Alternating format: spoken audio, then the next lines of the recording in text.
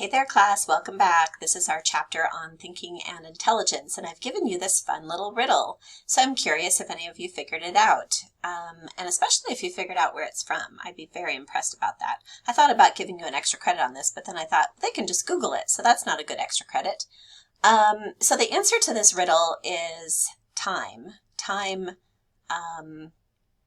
beats down everything, gnaws iron, bites steel, grinds hard stones to meal, slays kings, ruins towns, and beats high mountains down.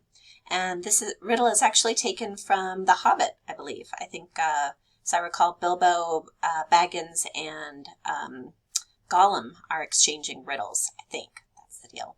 So let's jump into Chapter 8 on thinking and intelligence. This little video lecture will be on thinking, then we'll have one on problem solving and decision making, and then one on intelligence. So let's start by thinking about what is thinking.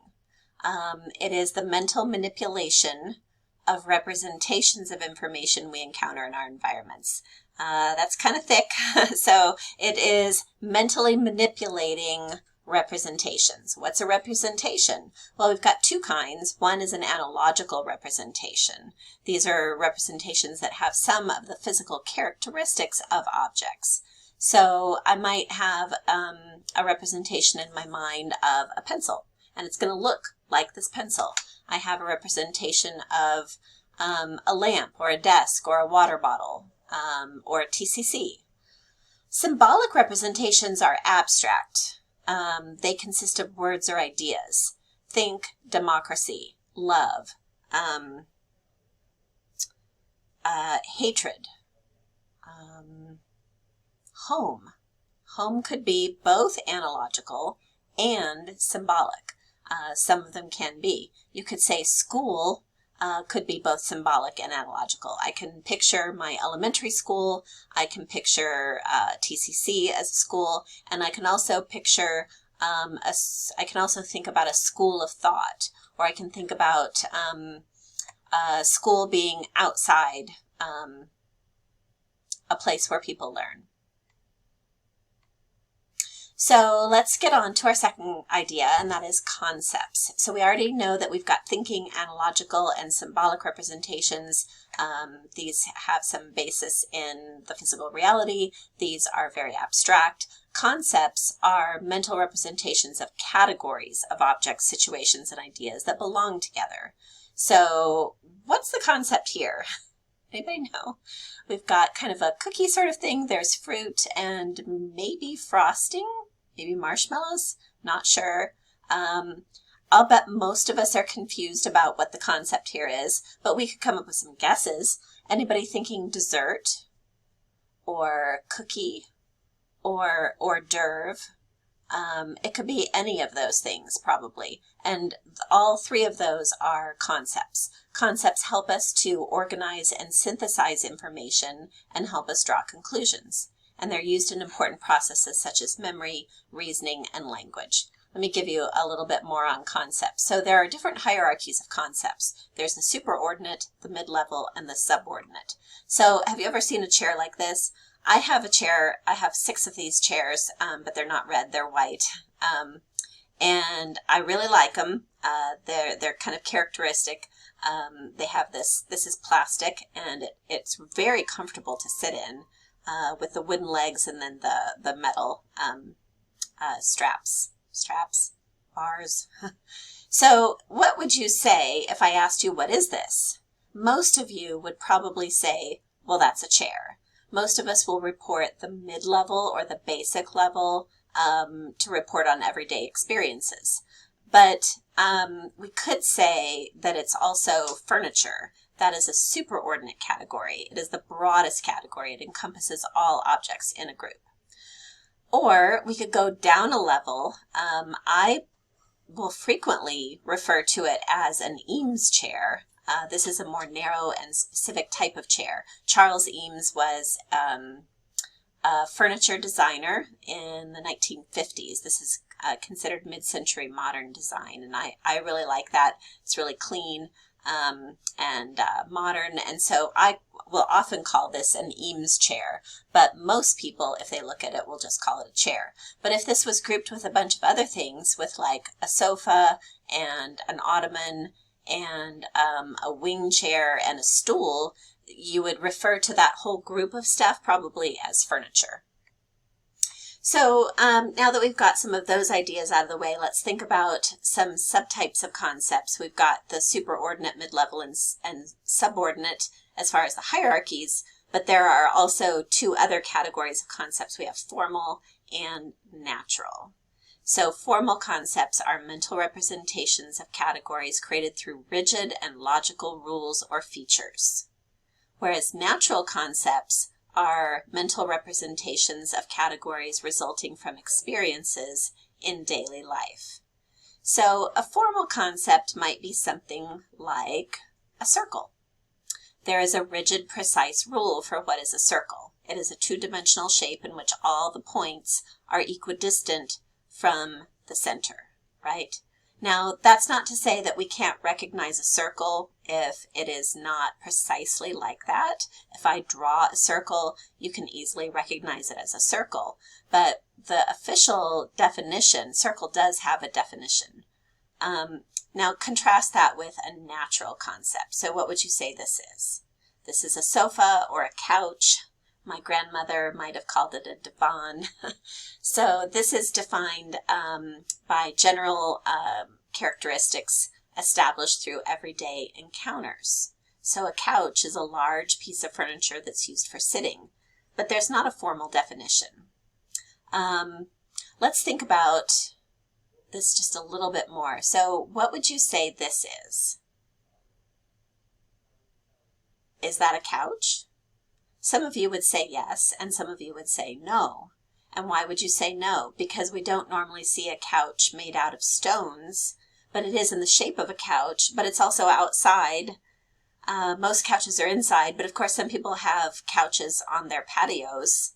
So this is illustrating for us this idea that there are some natural concepts that don't have an exact formal definition. Let's think about a tomato, for example. Is a tomato a fruit or a vegetable?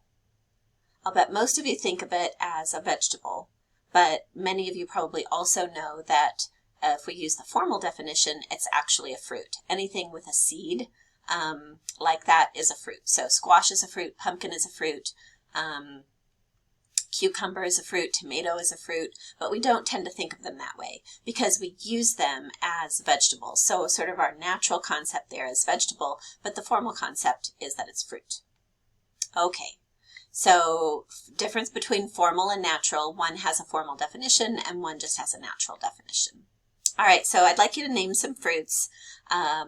Go ahead and pause your video for a second and just write down as many as you can in like maybe 30 seconds. Go ahead. All right, are you back?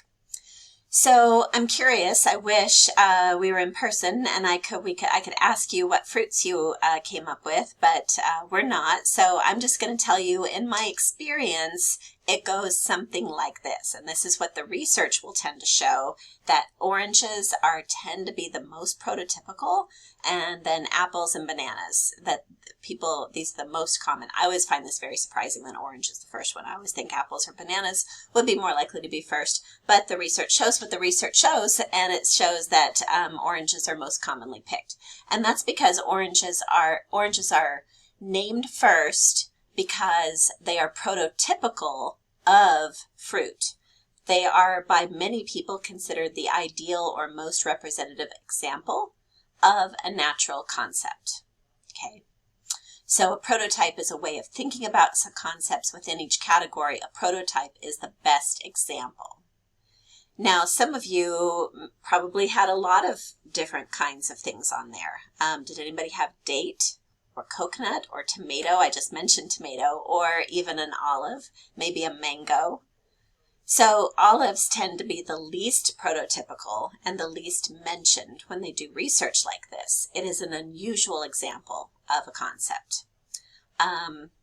So I wonder how long would it have taken you to think of an olive if you had sat there for several minutes. Now, some of you may have put something like papaya or mango, much earlier on the list, and some of you may have put it much later on the list. A lot of this is going to depend upon your own personal experience. What are your cultural pathways regarding food? What kinds of food does your family eat?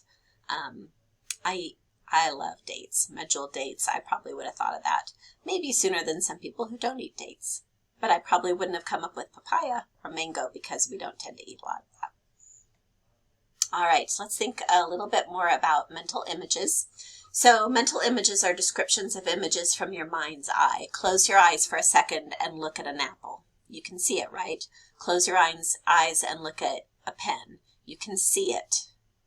We can also mentally manipulate images that we see in our mind's eye. So take a second and figure out whether these two are congruent or whether these two are congruent.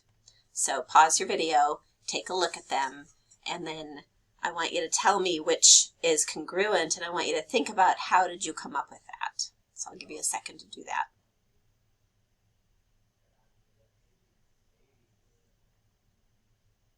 Okay, you want to know the answer? The answer is the blue ones are congruent, and if you are like most people, you probably rotated one. For me, I tend to rotate this one and make it match this one. And then I tend to rotate, I don't tend to get this far. It's been a number of years since I didn't know the answer, but I would probably rotate one of them and see if I could get them to be congruent, and it turns out that these two are. Some of you may have found that almost impossible. Some of you may not even have needed to rotate it in order to figure it out. People have different levels of spatial ability, which is what this asks for. But what's probably the same about most of us probably saw it physically rotate in our mind's eye. So that's mental manipulation of mental images. Here's another example of mental manipulation of images. Researchers did some very interesting research where they gave people a map and they showed them various points on the map. So they say, okay, here you are, there's the rock, there's the pond, there's the well, and there's the hut. Okay, and they will say, okay, I want you to stand at the southeast tip of the island, and then I want you to find the rock. And lo and behold, it will take them like almost 2 seconds to say, okay, I found the rock. And then you say to them, okay, go back to your starting point and find the hut, and it will take them significantly less time. And by significantly, I mean statistically significantly.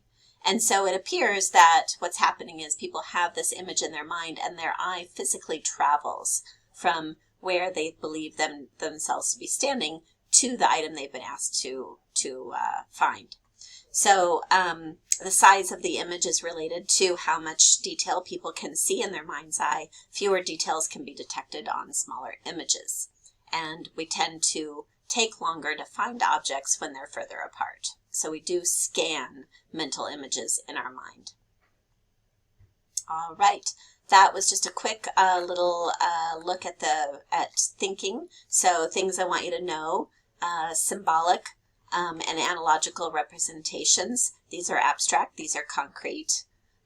Concepts, hierarchies, the 3 hierarchies, formal and natural concepts, prototypes and atypical examples, how we manipulate images. I want you to know this map study, and that's it. It was very, very quick, but I hope that you'll read the chapter. That'll give you a little bit more background on these main ideas.